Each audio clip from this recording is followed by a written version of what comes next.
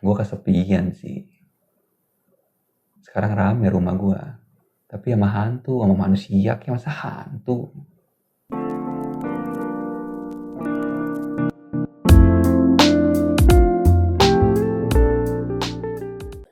Halo, bos-bos. Selamat pasti Soma. Semoga semuanya sehat-sehat aja di sana ya. Nih ketemu lagi nih sama gue, Sna. Berarti saatnya Realm, rekap cerita film.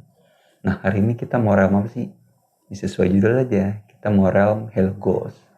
Ini film Korea dari tahun 2010. Oh iya, kita ada buat review nih, trailer review. Kalau mau nonton bisa langsung klik ya.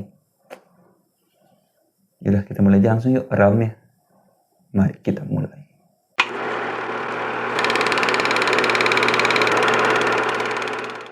Pada suatu hari, ada seorang pria yang ingin bunuh diri dengan cara overdosis. Minum obat-obatan lebih dari dosis yang seharusnya. Dia ngelakuin itu gara-gara dia dari dulu tinggal di panti asuhan, tapi gak ada yang inget nama dia. Dia sehari-hari menjalani kehidupan, gak ada yang tahu siapa dia. Dia ngerasa kesepian gitu di dalam. Akhirnya dia putusin, udah gue mau bunuh diri aja. Pria ini diperankan sama Tae Hin-cha. Dia udah masukin obat mulut kan yang banyak. Tiba-tiba dengar dering telepon nih. Tring. Dia bingung.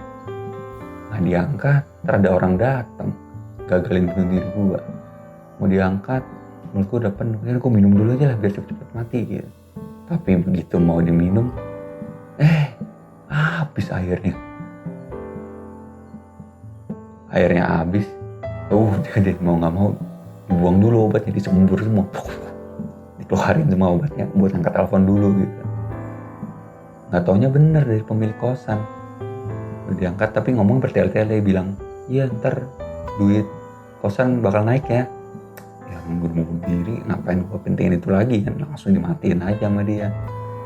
Dia minum obatnya lagi, langsung minum air yang banyak dia.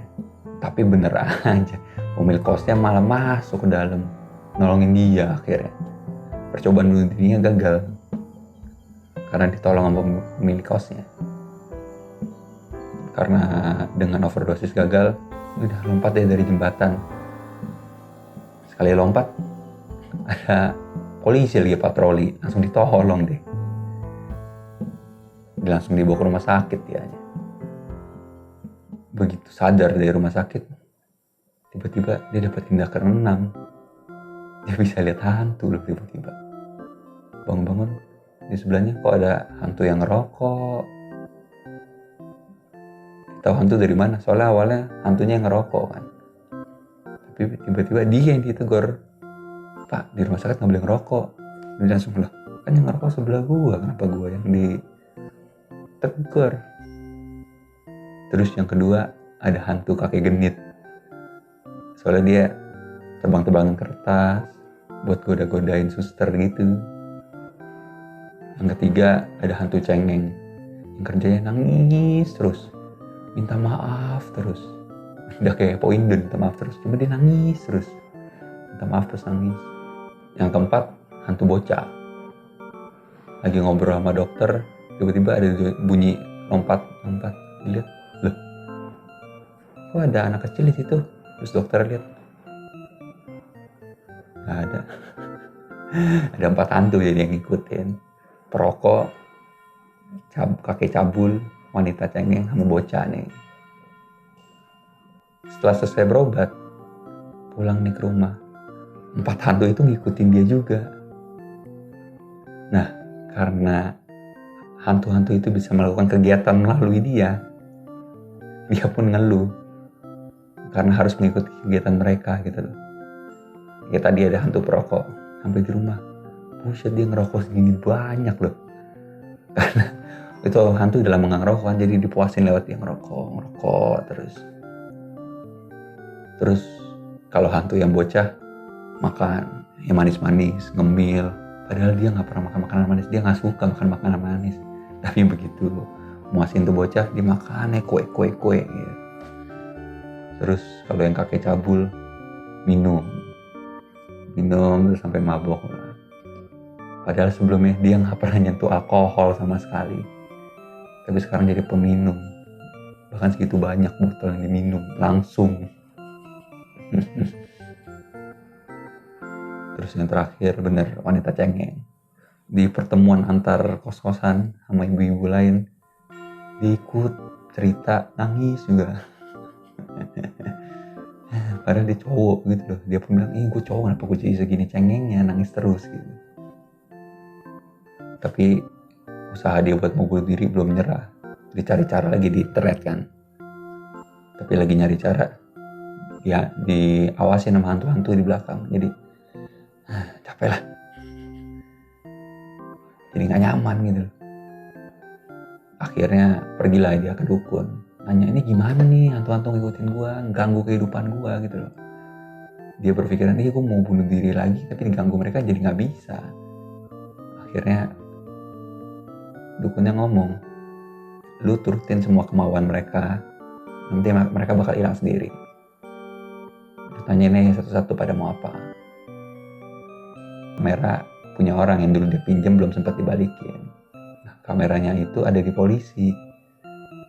Lagi ngobrol-ngobrol sama polisi itu, nggak tahu polisi itu lagi nyamar.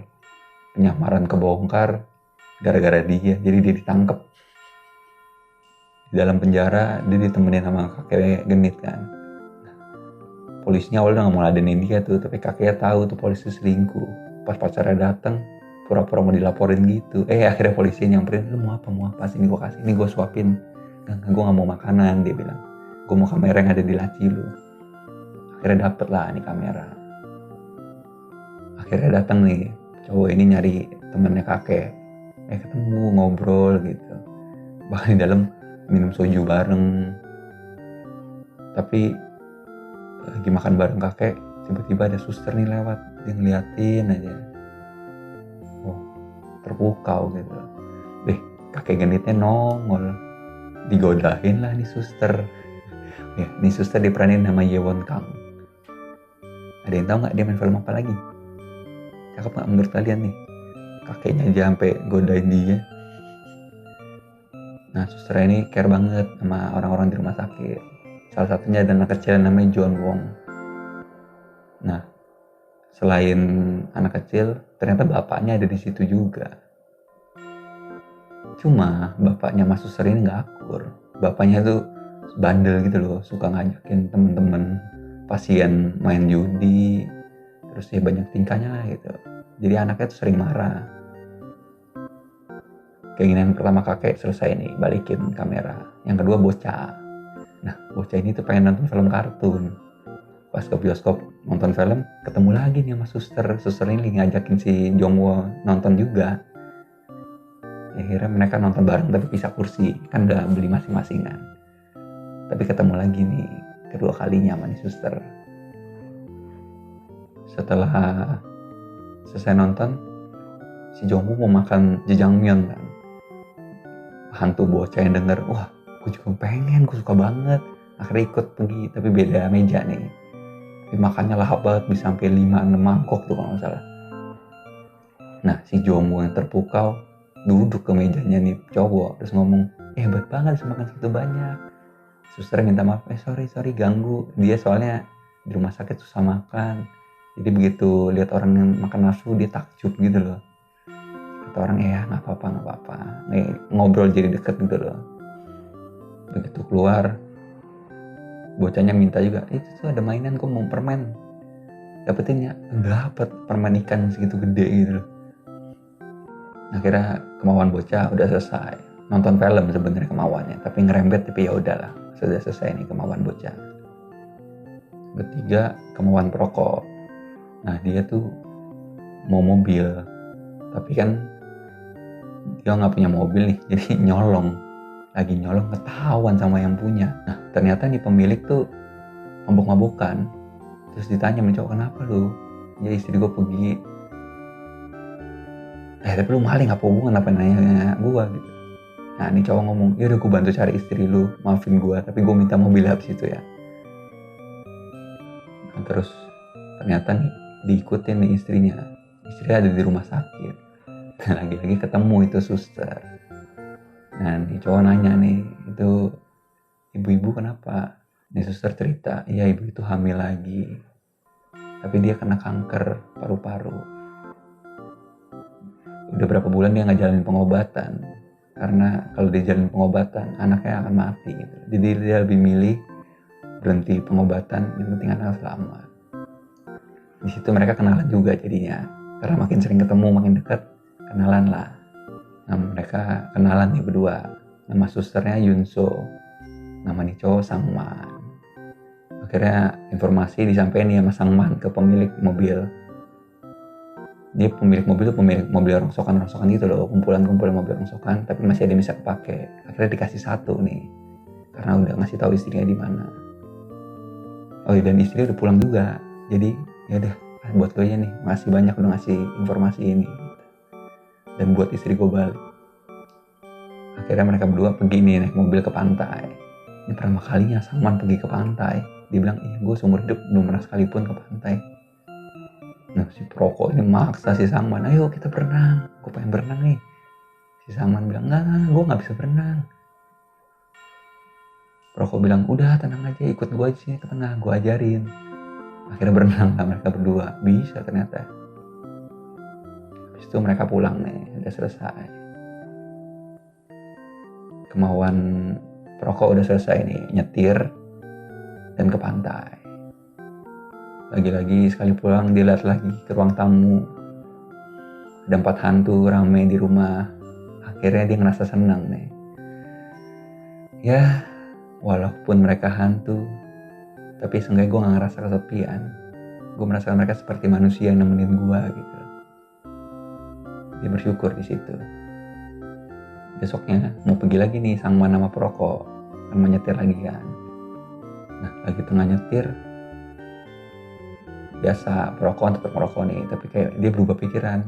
Dia bilang, Sangman lu awalnya gak ngerokok ya? Iya. Udah jangan lu ngerokok gara-gara gue lah, dibuang rokoknya.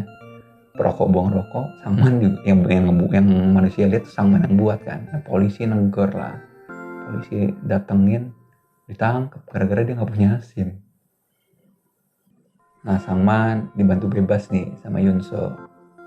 Soalnya satu-satunya orang yang dia kenal ya Yunso doang gitu, dia gak punya kontak orang lain. Nah Yunso ini yang nyetirin soalnya dia punya SIM kan. Udah Yunso nganterin mobil balik ke kosannya Sangman, gantian Sangman yang nemenin Yunso pulang balik ke rumahnya. Nah si Sangman ini nemeninnya naik bis. Tapi di tengah perjalanan ya terus ngobrol, jadi semakin dekat gitu loh, semakin intim mereka. Yunso yang udah diantar balik ternyata gak pulang ke rumah, dia ke rumah sakit lagi. Diliatin bapaknya lagi main judi di depan anak kecil gitu loh. Marah lah dia, tapi bapaknya malah muji dia, lu dari mana? Cantik begini, bagus-bagus bajunya. Tapi sepatu lu kok jelek, cari yang baru lah, ganti gitu. Anaknya, apa sih? Udahlah, jangan banyak ini, udah balik gitu. Balik ke kamar masing-masing. Nah, akhirnya keinginan terakhir nih, wanita cengeng. Nah, wanita cengeng itu tuh cuma pengen makan bersama gitu. Akhirnya mereka pergi belanja ke pasar, pergi bareng nih. Di pasar mereka pengen belanja bahan makanan segala macem, terus beli minari juga. Wanita cengeng ini juga pengen si Yunso ikut. Nah jadi si Sangman disuruh, udah lu ajak tuh suster, gue mau ada dia juga pas kita makan bareng. Nah jadinya diajak dah tuh, tapi lagi diajak bapaknya muncul.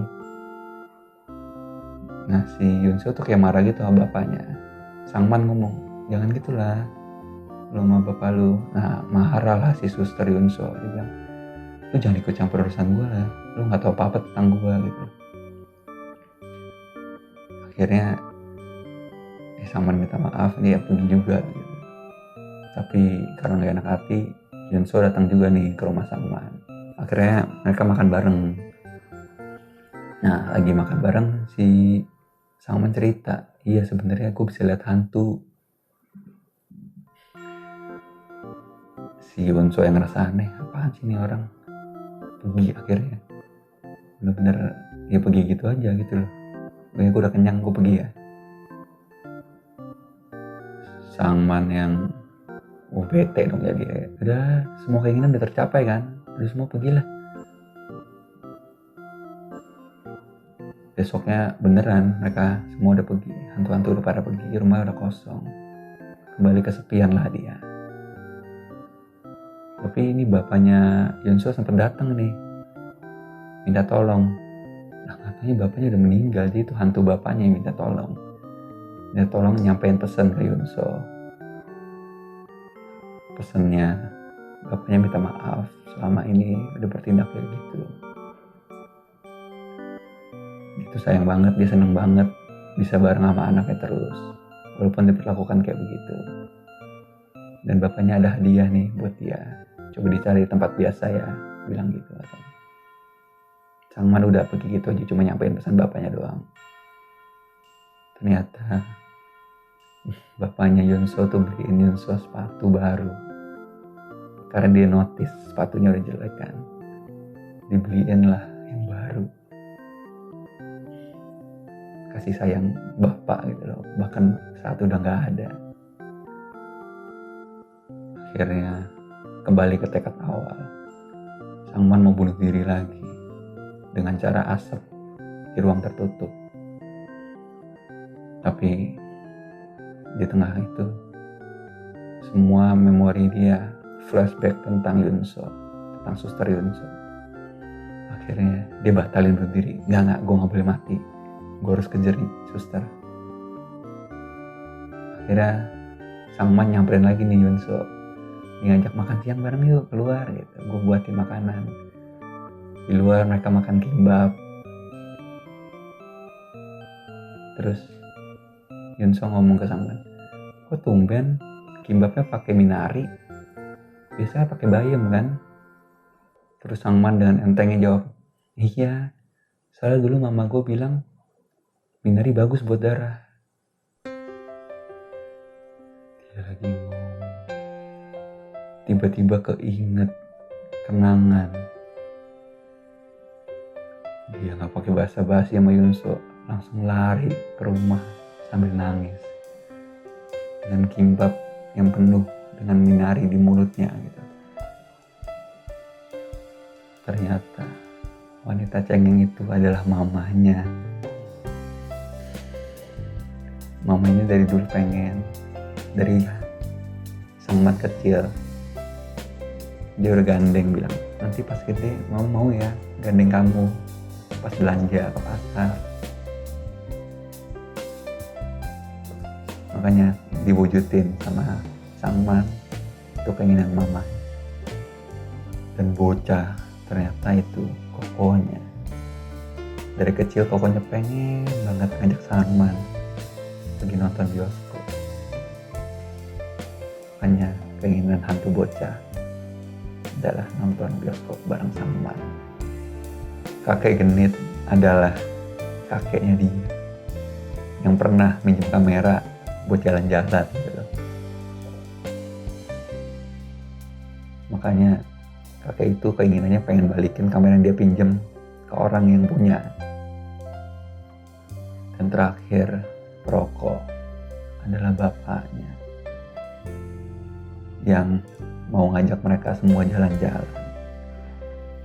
Tapi terjadi hal yang tidak terduga. Mereka semua kecelakaan dan meninggal dunia di tempat. Langsung meninggal.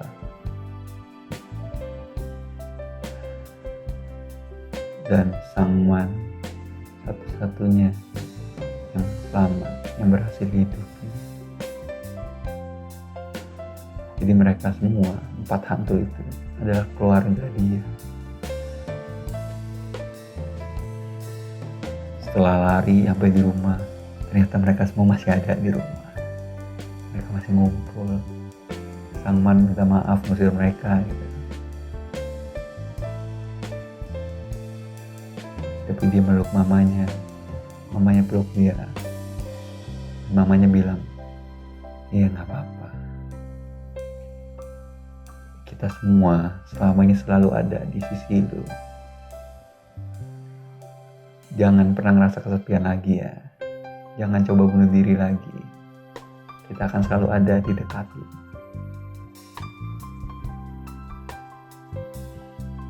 Akhirnya Sang Man sama Yunso nikah. Mereka nikah, punya anak. Bahkan di fotonya emak, bapak, koko, kakeknya tuh ada juga di situ. Mereka semua selalu ada bareng sama-sama.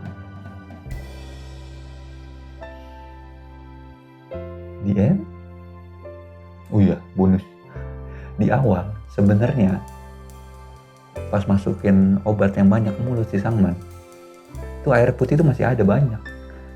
Cuma keluarganya itu bilang, itu habisin, ntar diminum sama dia langsung mati. Maknya minum, bapaknya minum, engkonya juga minum. Iya.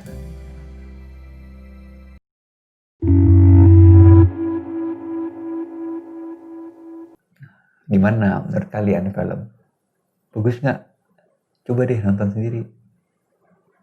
Soalnya banyak komedi, benar-benar di awal tuh full, setengah lebih tuh komedi gitu loh. Boleh deh coba nonton yang demen komedi. Oh ya, besok ada movie reviewnya ya. Kita besok buat mereview film Hello Ghost. Udah segitu aja hari ini ya. Kalau suka boleh subscribe, share, like. Kalau nggak suka boleh komen dan dislike. Oke, gitu aja ya. Bye bye. See you.